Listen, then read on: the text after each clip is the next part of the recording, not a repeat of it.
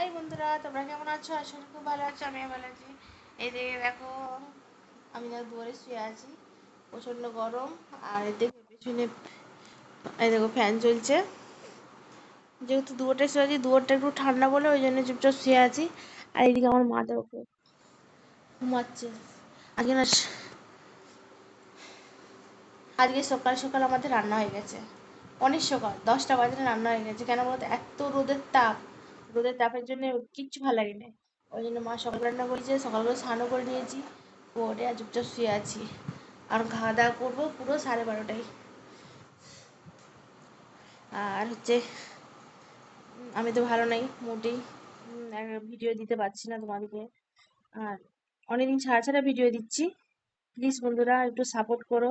কেন প্রতিদিন তো আমি তো ভিডিও দিতে পারিনি, সবাই জানো আমার শরীরটা এতটাই খারাপ, ভিডিও দেওয়া আমার পক্ষে সম্ভব হচ্ছে না।